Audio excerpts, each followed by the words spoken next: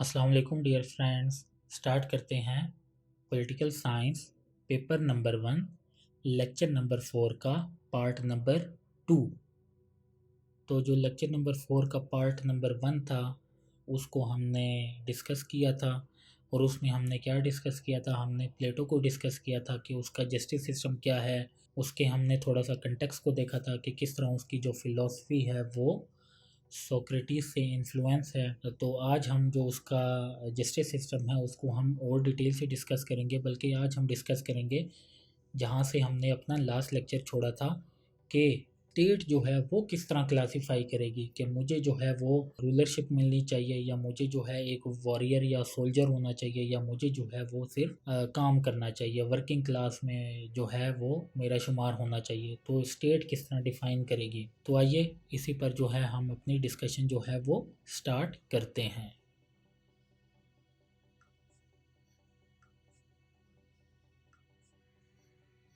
अच्छा जी, हम स्टार्ट करते हैं हाउ टू डिवाइड क्लास।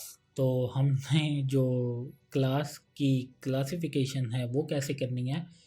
तो जो एजुकेशन है वो जो है वो फिर क्लासिफाई करती है क्लासेस को, मतलब सोसाइटीज़ में। तो जो बुक रिपब्लिक है उसमें भी इन्होंने यही बताया गया है, जो एजुकेशन के थ्रू जो है हम फिर जो क्लास है उसको डिवाइड करेंगे, जो सोसाइटी है उसको डिवाइड करेंगे। He favoured public education instead of private. तो उन्होंने पब्लिक एजुकेशन पे ज़्यादा स्ट्रेस दिया instead of private education. Welfare of the state is depend upon the better education of its citizen. तो जो स्टेट है वो तब जो है वो एक खुशहाल हो सकती है जब तक वो अपने सिटीजन्स को एजुकेट करती है या उनको एजुकेशन में हेल्प करती है। तो एक सोसाइटी जो है वो तभी खुशहाल हो सकती है जब उसके सिटीजन जो है वो एजुकेटेड हों। He presented 2 educational plans. तो उन्होंने जो है वो 2 एजुकेशनल प्लान्स जो हैं वो डिराइव किए या डिस्कस किए या बताए।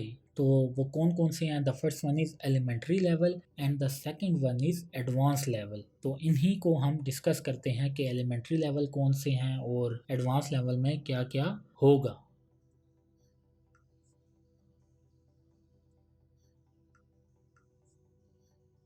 अच्छा जी, जो स्टेट है वो क्या करेगी, वो एलिमेंट्री मतलब वो तो ओवरऑल एजुकेशन को ओवरलुक करेगी। तो जो क्या कहते हैं एलिमेंट्री लेवल है उसमें क्या होगा, training up to 18 years plus 2 years of military service. तो जो उसमें हर बंदा होगा, क्योंकि पब्लिक एजुकेशन है, प्राइवेट एजुकेशन तो है नहीं। जो स्टेट है वो एजुकेशन का एहतमाम करेगी, और जो एजुकेशन है वो दो चीज़ों में दो उसकी डिवीजन्स हैं, एक एलिमेंट्री लेवल है और दूसरी एडवांस लेवल है। तो एलिमेंट्री लेवल में क्या होगा, हर बंदे के पास जो है 18 साल की जो है वो ट्रेनिंग होगी, और 2 साल की उसको मिलिट्री की सर्विस जो है वो ज्वाइन करनी होगी, या मिलिट्री में उसको थोड़ा सा स्पेंड करना होगा टाइम। और ये जो एजुकेशन है ये तमाम लोगों के लिए होगी across the board. Then compulsory training in gymnastic and music. और इसके साथ साथ 18 साल की एजुकेशन के साथ साथ, मतलब 2 साल की मिलिट्री सर्विस के साथ साथ, जो म्यूज़िक और जिमनास्टिक की ट्रेनिंग है वो भी उन लोगों के लिए लाजमी होगी। और क्या होगा कि 20 साल के बाद हम जो हैं वो स्क्रीनिंग करेंगे कि कितने लोग जो हैं वो पास होंगे और कितने लोग जो हैं वो फेल होंगे।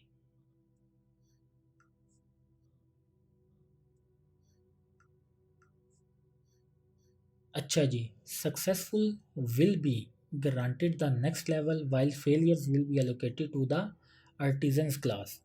अच्छा जी, एलिमेंट्री लेवल जो 20 साल बाद हम स्क्रीनिंग करेंगे, हम देखेंगे कि उस उसको कितने लोग जो हैं वो पास करेंगे। तो जितने लोग जो हैं वो पास करेंगे उन लोगों को हम नेक्स्ट लेवल में पहुंचा देंगे, और जो लोग जो हैं वो फेल हो जाएंगे वो फिर क्या होंगे, वो वर्किंग क्लास में आ जाएंगे, आर्टिजन्स में आ जाएंगे। उन लोगों का फिर ये काम होगा कि वो खेती बाड़ी करेंगे, अनाज उगाएंगे, गुड्स को है कंज्यूम करेंगे, अनाज की पैदावार करेंगे, मतलब जो भी चीज़ें हैं वो बस वर्किंग क्लास होगी। तो जो पहले स्टेप में रह जाएगा एलिमेंट्री लेवल का जब पेपर होगा 20 साल के बाद, तो जो वो पेपर फेल करेगा he will be allocated to the artisans class।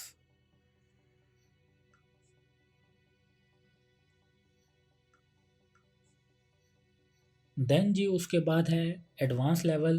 तो जो लोग वो 20 साल की एजुकेशन हासिल करेंगे और पेपर जो है वो पास करेंगे एलिमेंट्री लेवल का, तो वो फिर एडवांस लेवल में आ जाएंगे। इस लेवल पे क्या होगा, उन लोगों को मज़ीद 15 साल जो है वो फिर स्पेंड करने होंगे पढ़ाई में, मतलब ट्रेनिंग में, इस तरह करके। तो 20 से 35 साल की उम्र तक जो है एडवांस लेवल जारी रहेगा, जिसमें 10 years of basic mathematic and astronomy की स्टडी होगी। मतलब 20 से 30 साल तक 10 साल जो वो गुजरेंगे उसमें जो है वो बेसिक मैथमेटिक की टेक्निक्स उनको बताई जाएंगी और एस्ट्रोनॉमी के बारे में उन लोगों को पढ़ाया जाएगा। और जो 5 साल होंगे वो फिर उन लोगों को हम फ़िलोसफी में स्पेंड करवाएंगे। फ़िलोसफी आपको पता है कि नेचर के बारे में डिस्कस करना है, जो भी है, ठीक है। तो पिछले लेवल में क्या था कि 18 साल की एक बेसिक एजुकेशन होगी, ठीक है, और 2 साल की मिलिट्री होगी। तो जो पास करेंगे वो एडवांस में आएंगे। फिर जो एडवांस वाले होंगे उनको 10 साल की और ट्रेनिंग दी जाएगी मैथमेटिक्स की, एस्ट्रोनॉमी की। और फिर जो 30 साल से 35 तक जो 5 साल होंगे उसमें उन लोगों को फ़िलोसफी पढ़ाई जाएगी। जब 35 साल मुकम्मल हो जाएंगे तो फिर एक स्क्रीनिंग टेस्ट होगा। तो जो सक्सेसफुल होंगे वो नेक्स्ट फेज़ में चले जाएंगे, और जो फेलियर्स होंगे उनको जो जिस क्लास है उसमें ले जाएंगे। मींस कि वो सोल्जर बन जाएंगे, वो एडमिनिस्ट्रेटिव सिस्टम में आ जाएंगे। मतलब जो पॉलिसीज़ लोग इम्प्लीमेंट करवाते हैं, पुलिस वाले, आर्मी वाले, तो ये उन लोगों की क्लास में शामिल हो जाएंगे जो फेलियर्स होंगे। बट जो सक्सेसफुल होंगे उनको फिर नेक्स्ट फेज़ जो है वो ग्रांट कर दिया जाएगा।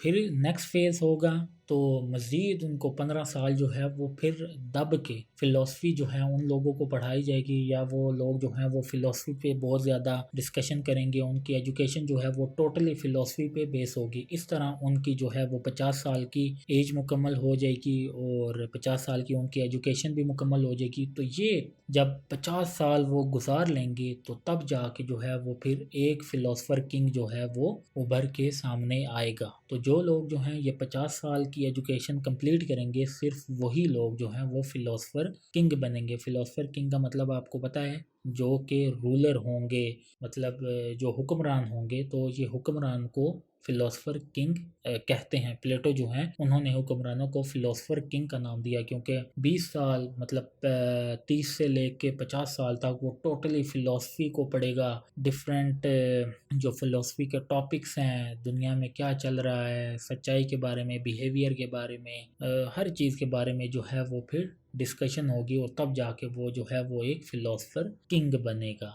तो देखा आपने कि किस तरह प्लेटो ने जो अपना जस्टिस सिस्टम है उसको डिराइव किया, और देन जो है वो फिर सोसाइटी को किस तरह क्लासिफाई किया। और ये चीज़ें जो हैं वो रैशनल हैं, मतलब कि एक किस्म पे थोड़ा सा वो लगता है, लेकिन आजकल भी देखा जाए जो हमारे हुक्मरान हैं वो कितने मतलब साल के होते हैं, 45 प्लस के होते हैं, 50 के होते हैं। मतलब बहुत कम लोग जो हैं वो 45 50 पे आते हैं। बाकी जो लोग जो हैं जो हुक्मरान बनते हैं वो तो 70s की उम्र में जाके बनते हैं, 80s की उम्र में जाके बनते हैं। तो देख रहे हैं आप कि कितनी हमें रैशनैलिटी भी जो है वो मिल रही है। ये वो बातें जो हैं वो प्लेटो जो है वो 2500 साल पहले कर रहा है, और आज तक वो चीज़ें जो हैं वो चलती आ रही हैं।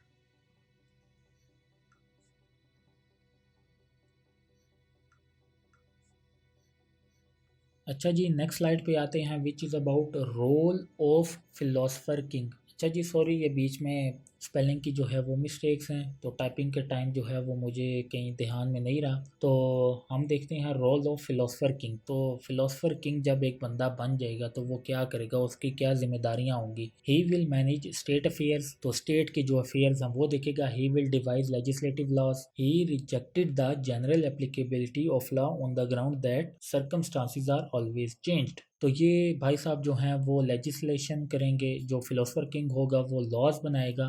और और ये भाई साहब जो हैं वो कहते हैं कि जो जनरल एप्लीक अब मैं इसको इस तरह मतलब डिफ़ाइन करता हूँ कि लॉज जो हैं वो जो सोसाइटी है वो इवॉल्व होती रहती है, मतलब ज़रूरियात जो हैं वो मतलब टाइम के गुज़रने के साथ साथ हमारी जो ज़रूरियात हैं वो चेंज होती रहती हैं। तो उन्हीं चीज़ों को जो है वो मद्देनज़र रखेगा और देखेगा कि सोसाइटी जो है वो इवॉल्व हो रही है, टाइम जो है वो तब्दील हो रहा है, तो उसी हवाले से जो है वो नए लॉज जो है वो बनाएगा। मतलब एक लॉ जो है 2000 साल पहले का बना हुआ है, तो वो लॉ जो है वो आज के दौर में तो एप्लीकेबल नहीं है। तो जो फिलोसफर किंग है उसका यही काम होगा कि वो देखेगा कि किस तरह टाइम जो है वो चेंज हो रहा है, तो हमें किस तरह नए लॉ की ज़रूरत है। अगर मैं आपको एक एग्जांपल दूं, पाकिस्तान में अभी भी 1860s का जो कॉलोनियल टाइम का पुलिस का लॉ है वो नाफिज है, और अभी क्या है, ऑलमोस्ट 2 सेंचुरीज जो हैं वो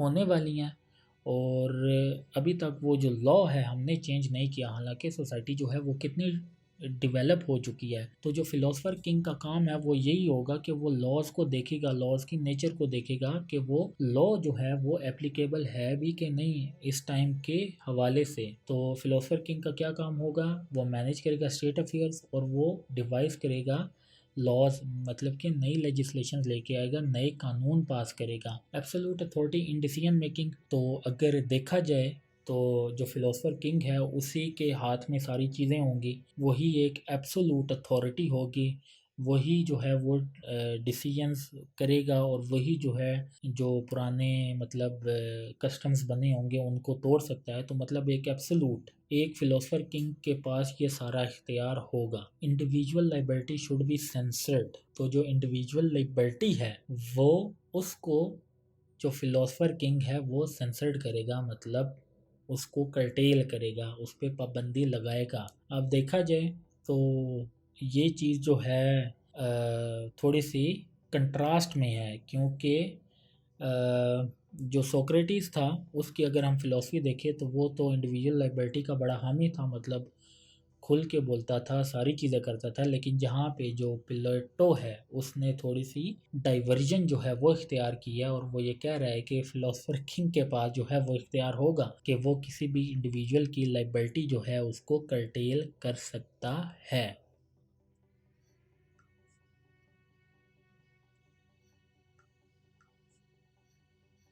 अच्छा जी, हम अपनी नेक्स्ट स्लाइड पे आते हैं, which is about communism in Republic. तो क्लास को जो है वो उसने क्लासीफाई कर दिया है कि कौन से लोगों को वर्कर होना चाहिए, कौन से लोगों को एडमिनिस्ट्रेशन में आना चाहिए, और कौन से लोग जो हैं वो फिलोसफर किंग बनेंगे। और उसके साथ साथ जो रिपब्लिक है उसमें ये कम्युनिज़म के बारे में भी बताते हैं। ये कम्युनिज़म कार्ल मार्क्स वाला कम्युनिज़म नहीं है, ये दूसरा है। तो one of the distinguish feature communism means shared, मतलब मिलता जुलता, जो मीनिंग है वो मिलता जुलता ही है, लेकिन वो जो एक फ़िलॉसफी है कम्युनिज़म की उससे थोड़ी सी डिस्ट्रैक्शन है, क्योंकि अ, अभी जब हम इसको पढ़ेंगे तो आपको थोड़ा बहुत समझ लग जाएगी। तो one of the distinguish feature communism means shared. Communism is not for the whole society but only for the upper class, courage and rulers, communism in property and family. तो कम्युनिज्म का मतलब है कि जो करेजियस और ruler होंगे उनकी जो प्रॉपर्टी और फैमिली होगी वो शेयर्ड होगी। ठीक है, मतलब जो करेजियस और जो रूलर्स होंगे वो फैमिली और प्रॉपर्टी जो है वो पोजेस नहीं कर सकते। वो क्या करेंगे, उनकी जो प्रॉपर्टी होगी, उनकी जो फैमिली होगी वो शेयर्ड होगी। यहाँ पर कम्युनिज्म का मतलब शेयर्ड है। वैसे अगर हम कार्ल मार्क्स का जो कम्युनिज्म है उसको देखें तो वहाँ पर जो है वो सोसाइटी के तमाम रिसोर्सेज, मतलब एक एक चीज़ जो है वो तमाम, चाहे कोई बड़ा हो छोटा हो, तमाम में इक्वली डिस्ट्रीब्यूट होगा। लेकिन यहाँ पर जो कम्युनिज्म है उसका मतलब भी शेयर्ड है, लेकिन वो पूरी होल सोसाइटी के लिए नहीं है। लेकिन ये जो शेयर्ड वाली चीज़ें हैं ये सिर्फ और सिर्फ अपर क्लास के लिए है, कि उनकी जो फैमिली और प्रॉपर्टी होगी वो शेयर्ड होगी। उसमें मतलब जो करेजियस और रूलर्स हैं वो प्रॉपर्टी और फैमिली को जो है वो एंडोर्स नहीं कर सकते, अपनी प्रॉपर्टी और फैमिली जो है वो नहीं बना सकते। स्पेशली जो फिलोसफर किंग होगा, ये मतलब उस तक उसने ज़्यादा महदूद की हुई हैं। जो करेजियस लोग हैं वो फिर भी कहीं ना कहीं उसके लिए उसने थोड़ी सी लिबर्टी जो है वो इख्तियार की है, बट मोस्टली जो फिलोसफर किंग होंगे, जो रूलर्स होंगे, उनकी जो फैमिली होगी, प्रॉपर्टी होगी वो शेयर्ड होगी। वो पोजेस नहीं कर सकते कोई चीज़ ज़ाती, प्रॉपर्टी से रिलेटेड और फैमिली से रिलेटेड।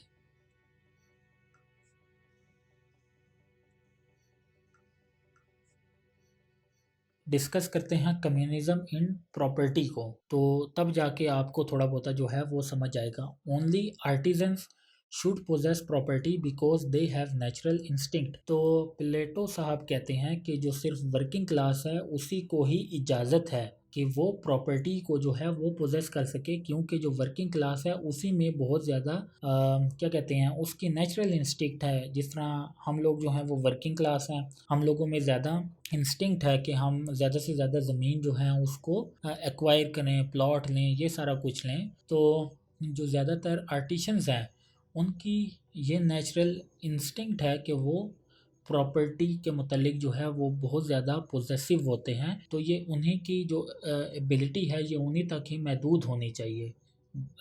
वही लोग जो हैं वो पोजेस करें, जो रूलर है और जो करेजियस क्लास हैं वो इन चीज़ों को पोजेस नहीं करेगी। प्रॉपर्टी जो है वो नहीं बना सकते, नहीं एक्वायर कर सकते। The upper class should not hold the property because they become greedy and will fulfil their own interest. तो अपर क्लास जो है वो क्यों प्रॉपर्टी होल्ड नहीं कर सकती, क्यों प्रॉपर्टी जो है वो ख़रीद नहीं सकती? क्योंकि प्रॉपर्टी जो है वो उनको दिन ब दिन जो है वो ललचाएगी, उनमें लालच पैदा होगी और वो फिर अपने इंटरेस्ट के लिए काम करेंगे। ठीक है, तो वो अपने लिए प्रॉपर्टी बनाते जाएंगे तो लोगों के लिए क्या काम करेगा? जो फिलोसफर किंग होगा। कहने का ये सिंपल मकसद है, upper class will get sufficient for their survival. तो ये सर्वाइव कैसे करेंगे जब ये कोई प्रॉपर्टी ही नहीं बनाएंगे? मतलब तो उनको जो है वो फिर स्टेट जो है वो उनके लिए कुछ बेनोवलेंट का इंतज़ाम करेगी। उनकी सर्वाइवल के लिए वो इतना कुछ स्टेट जो है वो कंट्रीब्यूट करेगी कि वो अपने आप को सर्वाइव कर सकें। मीन्स के उनको कुछ ना कुछ देगी, उनके इंसेंटिव्स कुछ होंगे, बट वो कभी भी जो प्रॉपर्टी और फैमिली है वो पोजेस नहीं कर सकते, क्योंकि ये दोनों चीज़ें जो हैं वो इंसान को कमज़ोर बनाती हैं, एक फैमिली और दूसरा प्रॉपर्टी।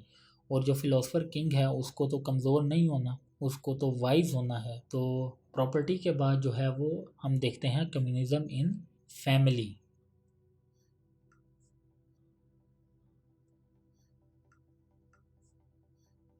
अच्छा जी, कम्युनिज्म इन फैमिली क्या है? Also for the upper class only. तो मतलब ये जो उसने एक रूल बनाया हुआ है कि शेयर्ड चीज़ें होंगी, तो ये अपर क्लास के लिए होंगी, बाकी नीचे वाली जो क्लास है उनके लिए कोई शेयर्ड चीज़ नहीं है, वो पोजेस कर सकते हैं। Marriage will not be allowed for ruling class. तो जो रूलिंग क्लास है मोस्टली जो फिलोसफर किंग है वो शादी नहीं कर सकता। Breeding system for offspring controlled by union. तो अब ज़ाहिर बात है उसमें थोड़ा सा जो है वो, अब एक इंसान है उसकी अपनी एक सेक्सुअल डिज़ायर है वो पूरी करेगा, तो वो जब पूरी करेगा तो ज़ाहिर बात है उसके कोई ऑफ स्प्रिंग भी जो हैं वो पैदा होंगे। और ये हम बात कर रहे हैं बहुत टाइम पहले की, हज़ारों साल, 2-3 हज़ार साल पहले की। तो उस टाइम पे कोई इस तरह प्रोटेक्शन का सिस्टम भी नहीं था कि ऑफ स्प्रिंग को किसी तरह से जो है वो कंट्रोल किया जा सके। तो अब ज़ाहिर बात है वो अपनी सेक्सुअल डिज़ायर जो है वो पूरी करेगा, तो ऑफ स्प्रिंग जो है वो मतलब उसकी जो नस्ल है वो थोड़ी बहुत ही आगे चलेगी, लेकिन वो जो उसकी नस्ल होगी, जो चिल्ड्रन होंगे, उसको स्टेट जो है वो कंट्रोल करेगी। स्टेट जो है उनके सर पे हाथ रखेगी, उनका कुछ भी लेना देना नहीं होगा फिलोसफर के साथ। वो शेयर्ड होंगे, बच्चे जो हैं वो स्टेट की मलकियत होंगी, वो किसी फिलोसफर किंग की मलकियत नहीं होंगी। अब ये क्यों ऐसा है? क्योंकि जो मोस्टली ज़ाहिर बात है जो पेरेंट्स हैं वो चिल्ड्रन के लिए ही सारा कुछ करते हैं। तो जब ये एक किस्म का रिलेशन होगा तो जो पेरेंट्स हैं वो ज़ाहिर बात है मोस्टली अपने बच्चों के लिए कमाएंगे, उन्हीं के लिए लॉज बनाएंगे, सारा कुछ करेंगे। तो फिर अगर उन्हीं के लिए बनाएंगे तो फिर जो बाकी जो दूसरे लोग हैं उनके लिए तो लॉज फिर बेकार रहेंगे। तो एक तरीके से तो देखा जाए तो बड़ी ज़बरदस्त अप्रोच है। अब पाकिस्तान के लिए तो होना भी यही चाहिए आजकल के हालात के मुताबिक, मतलब इसी तरह का सिस्टम जो है वो होना चाहिए। बट क्या कह सकते हैं, बाकी जो है हम इसकी जो फ़िलॉसफ़ी है, ये जो इसकी अप्रोच है, ये सारी चीज़ें हैं, इस पे हम कमेंट भी करेंगे और हम डिस्कस करेंगे सारी चीज़ें। नेक्स्ट स्लाइड पे चलते हैं और इसको जो है हम थोड़ा डिटेल से भी डिस्कस करते हैं।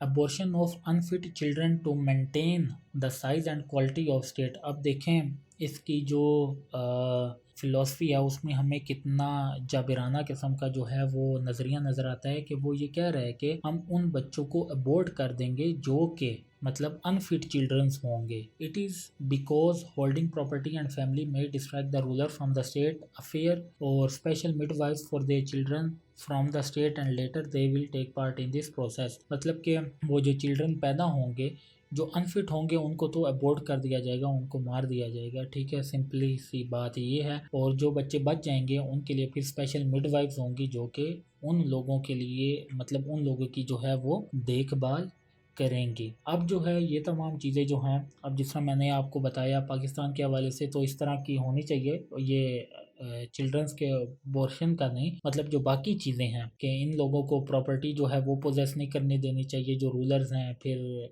और भी डिफरेंट चीज़ें हैं, और इसी तरह का एक सिस्टम होना चाहिए ताकि जो वाइज लोग हैं उनको हम सामने लेके आएँ, वो हमारे लिए जो है वो अच्छे लॉज जो हैं वो इंटरप्रेट करें। तो यही चीज़ जो है वो आपने जहन में रखनी है। अभी तो हमने बस सिंपली देखा है, हमने उसकी फ़िलॉसफी को लिंक किया है पाकिस्तान की एग्जांपल दे के आज के साथ। जो 2500 साल पहले प्लेटो ने फ़िलॉसफी दी है उसको हम आज के साथ लिंक कर रहे हैं। तो मोस्टली जो है वो हमने लिंक करनी होती है, थोड़ा सा हमने जो है वो रिलेशन जो है वो उस टाइम को आज के टाइम के साथ जो है वो रिलेट करना होता है।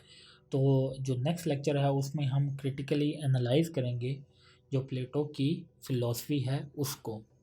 तो तब तक के लिए जी, अल्लाह हाफिज़।